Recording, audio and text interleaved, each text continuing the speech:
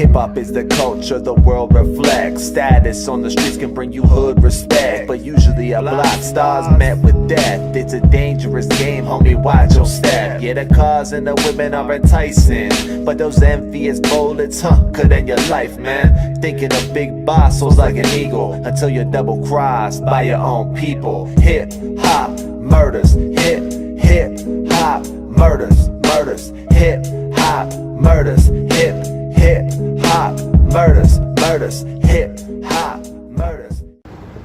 I am Lamont at large, and on this edition of Hip Hop Murders, I take you to Los Angeles, California. I'm standing on the corner of Crenshaw and Slauson. I'm going to show you the spot where famed hip hop legend Nipsey Hussle was shot and killed. If you are a fan of hip hop, then you remember on March 31st, 2019, hit you like a gut punch when famed rapper and Los Angeles legend Nipsey Hussle was shot and killed. This is his store right here. It's been closed ever since his murder. But if you see right there, that is the spot where he was shot and killed right there. That was his store right there, the Marathon.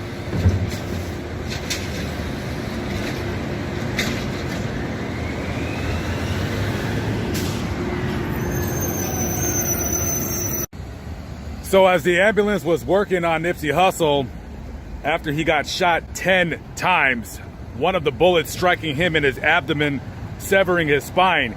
Even if he would have miraculously have somehow survived, he would have been a quadriplegic for the rest of his life. And as they brought out Nipsey Hussle working on him, you just had a bunch of people screaming and hollering, crying about what happened. Oh no, they didn't get Nipsey Hussle, man. Oh my God, they didn't get Nipsey Hussle. Are you serious? Are you serious? Later on, about a week or so later, the murderer was caught, Eric Holder Jr. He is currently being held in isolation at the Los Angeles County Jail. And let me tell you, that guy will forever be hunted down in whatever prison he ends up in. And like I said, this is a pretty dangerous neighborhood. And I'll say this about Nipsey Hussle. Nipsey could have easily had a store on a better side of town. He could have had a store on Melrose. He could have had a store maybe even in Beverly Hills in Venice. But he wanted a store here in this neighborhood where he grew up. This is the same corner where he would often hustle. This was the very corner here where he would often hustle. I actually was at the gym just after he died here, and one of the guys at the gym told me that he knew him as a younger kid and that he would stand out here selling CDs and socks. I mean, this guy was just a go-getter hustle type of dude, and I totally respect that. Whichever way you get it, legally anyways.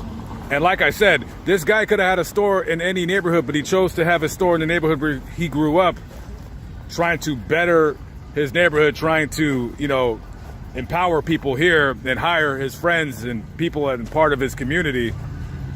And unfortunately, it was one of those persons closest to him that ultimately took his life. And you can see it across the street right there. I'll get a closer up shot of that memorial right there.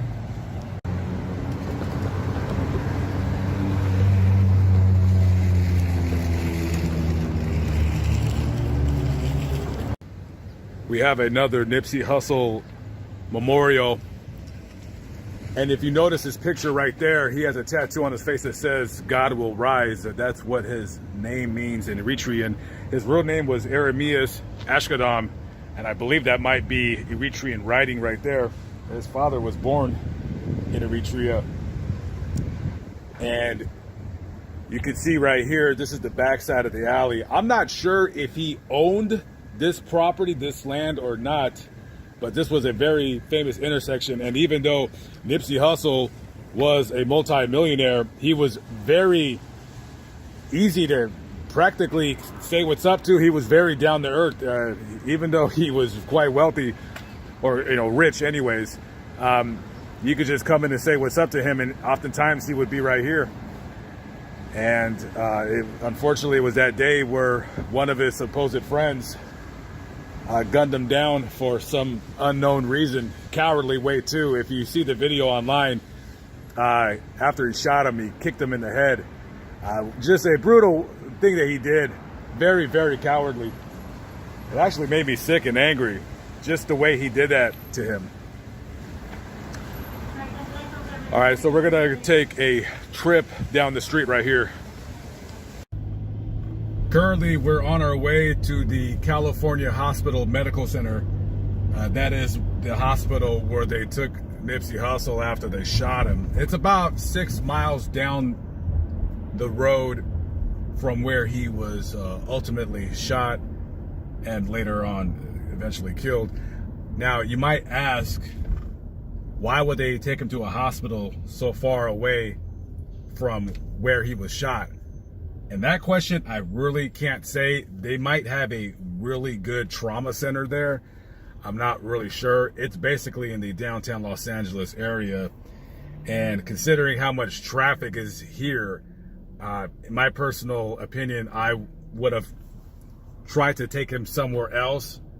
However, with the grave wounds that he received, even if they had the hospital in the parking lot itself, he would not have survived, especially when he was shot in the back of the head.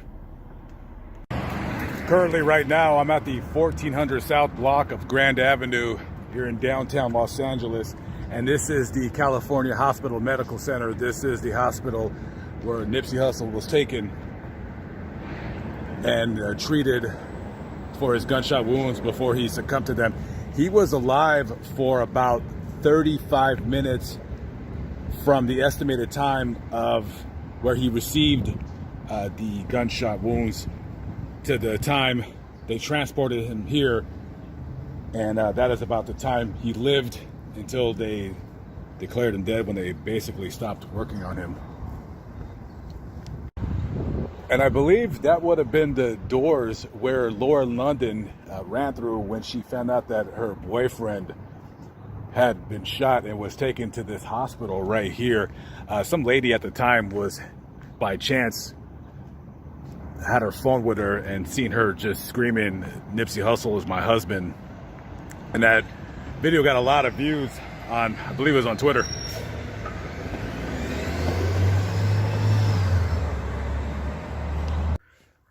And here we are once again.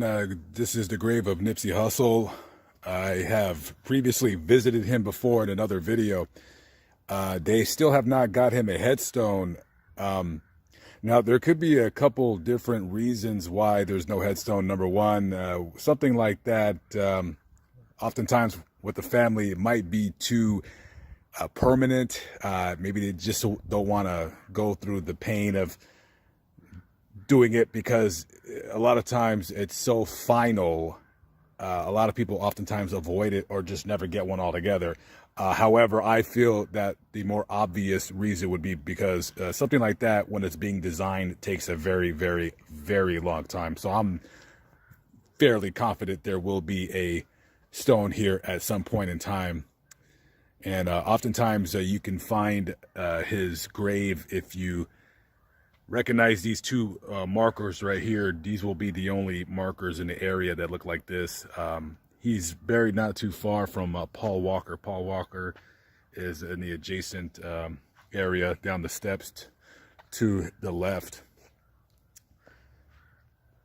Yeah. I've kind of said it before. I'll say it again. The way that he died was,